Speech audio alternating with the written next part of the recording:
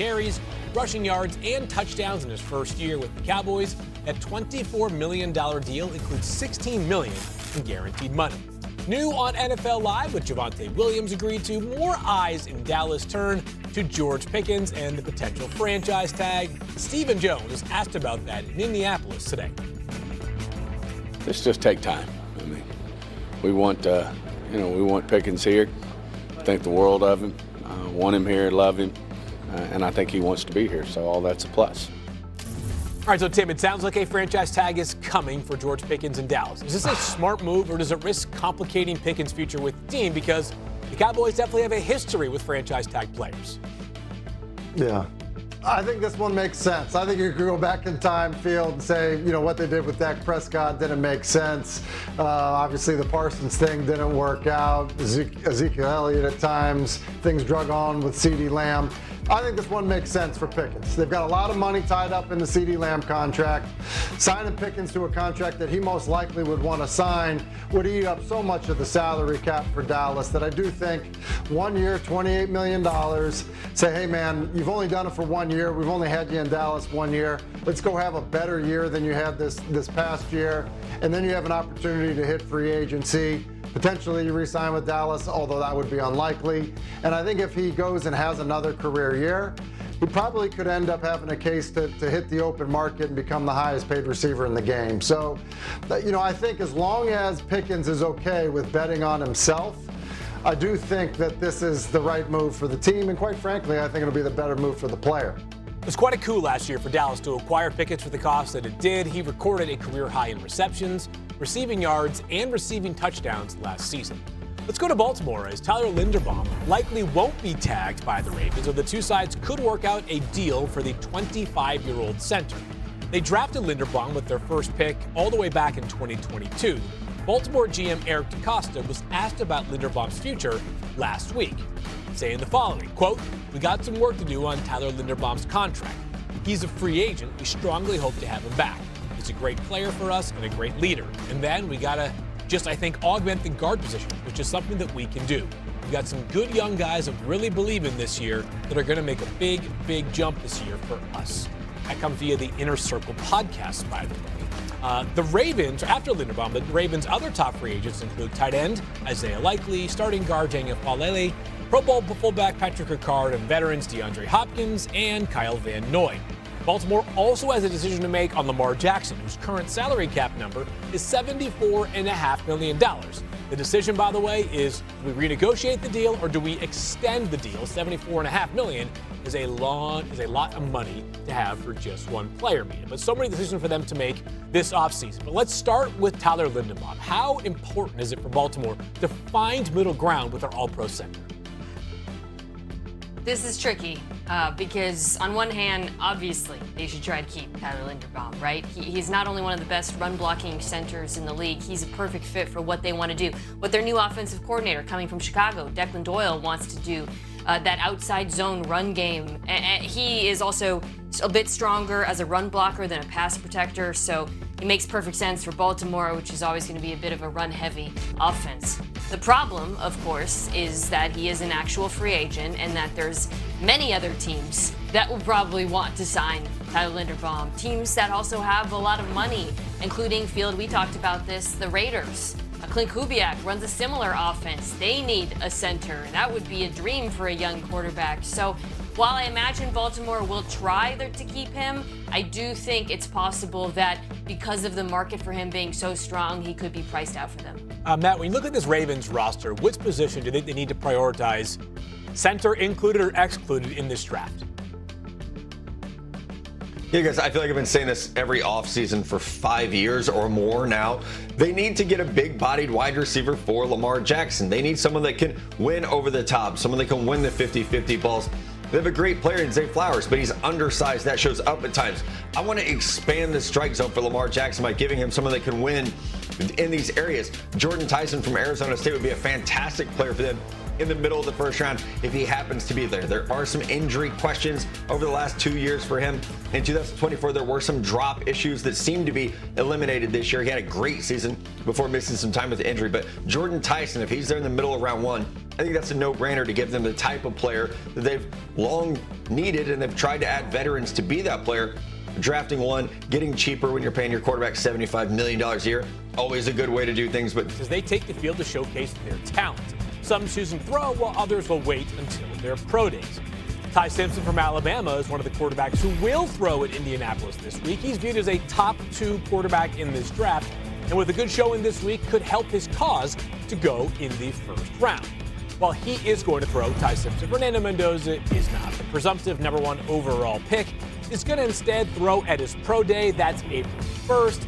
He'll be there in Indianapolis this week. It's not a far drive from Bloomington, Indiana, where he played his final college season. We have seen many top quarterbacks opt for the strategy that Mendoza is pursuing this year as well. And welcome into NFL Live. I am Field Yates with our crew here. I'm Lee Kimes and Tim Hasselbeck and Matt Miller. A big week is upon us, everybody, as we have the Indianapolis Combine taking place this week. The entire NFL world is descending upon that great city. Let's start with Ty Simpson, and he is going to throw, I should say, this week, Matt. A decision that is perhaps not surprising, given that he did not finish on a strong note this past year. What do you make of his choice to throw in Indianapolis? Yeah, Phil, this is the right decision by Ty Simpson. We have a quarterback who was a 1-year starter at the University of Alabama, started just 15 games. And when I look at his tape, I see a player that a little bit undersized. He's listed at 6'2", 208 pounds. The first 9 games of the season last year, fantastic. The final 6 games, not as good. And I think this is going to be an opportunity for him to show teams who he is, show teams that he's healthy now after looking banged up over the second half of the season. Did suffer an injury, a cracked rib against Indiana as well. But for a lot of general managers, this will be their first or maybe second time seeing Ty Simpson in person, because he was just a 1-year starter at Alabama. So the on-field workout is an important opportunity for him to show teams who he is after not being able to compete at the Senior Bowl due to that rib injury. So I think this is the right decision and a huge opportunity for him, Tim, to put himself into that first-round conversation. We know Mendoza is going to go first. He's not pushing up there, but he puts himself in that conversation as a viable franchise quarterback. Yeah, I agree with you, Matt. I mean, look, throwing at the combine, if it doesn't help you, doesn't make sense. It's why Mendoza's not throwing. It's why we've seen other quarterbacks in the past that kind of knew where they were going to end up, not throw at the combine. If it can help you, then go compete. And that's exactly where Ty Simpson is for everything that you just outlined. He's a 1-year starter. They're going to want to get some legitimate measurements on him to make sure that everyone's comfortable with the size.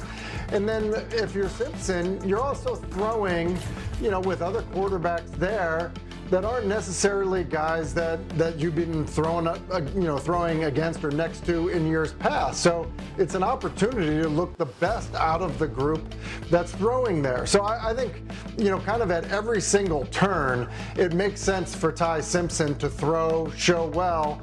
And I do think this is a scenario where the postseason and the draft process could actually help somebody. I think it will be favorable to Simpson. I think ultimately probably get him into the first round. Yeah, Tim alluded to something that I actually find maybe more interesting or important with regards to Simpson than the throwing. I'm interested in the measurements. He's listed at 6'2". I'm interested in seeing if he is 6'2" at the combine, because on tape he is a smaller quarterback, unlike Mendoza. But as far as throwing goes, totally in agreement. It benefits him to throw. I think my only concern from an evaluation standpoint is the biggest problems I saw, particularly as the season went along, were accuracy and decision making under pressure. Obviously, that's not something you're going to see at the combine. So showing off the accuracy is important, because that will be the case for him, I believe, to be drafted in the first round. But I would be cautious of reading too much into it in terms of some of the weaknesses we saw on the field, because those will not be put to the test at the combine. Lots of teams interested in a quarterback, obviously, this offseason. They include the likes beyond the Raiders of the Jets, the Cardinals, the Steelers, and the Dolphins, amongst others, that will also bubble up into that quarterback market. If Simpson does go in the first round, he'd be the 4th Alabama quarterback taken in the first round in the last 6 drafts. Quite a run for the Crimson Tide. New on NFL Live, we have some news coming from Atlanta today. This via Jeremy Fowler, who says the Falcons plan to franchise tag tight end Kyle Pitts, a source confirmed. This was the expectation league-wide. Now Atlanta locks it in. Mina, you like this decision by the Falcons to franchise tag Kyle Pitts? I think it makes sense. Start with the cost of the tag, about $15 million. That's not a lot. I mean, that's like the 25th highest paid receiver for comparison's sake. So just from a position standpoint, tagging him as they, I imagine, try to work out a long-term deal, it does make sense. And I'll say this about Kyle Pitts. I feel like because he started out so strong in his career and then had some downs relative from a production standpoint, obviously red zone being most notable, it was almost slept on last year that he had the second most yards of any tight end in football behind McBride. You really saw when Drake London was out his emergence as the number one option at times for Atlanta. He has unique field stretching ability for a tight end. I think he's improved also in pass protection. So I wouldn't be surprised if Atlanta does try to get a deal done. And it makes sense to me from a coaching perspective too, with Kevin Stefanski coming in.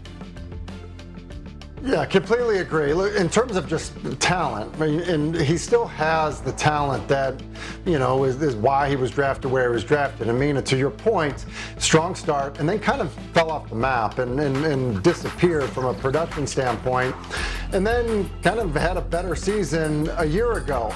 I think some of that was the quarterback play a year ago, slightly better than it had been during the dip in production. So I do think that when people look at Kyle Pitts and understand the unique ability in terms of his size and athleticism, catch radius, all of that stuff, that they're going to look at it and say, you know what, we could get more out of him, or we should be getting more out of him, which is exactly what Kevin Stefanski is going to be thinking about, you know, the tight end. So, and then you reference the money. Look, it's exactly why, you know, you go back and you know, years ago, Jimmy Graham wanted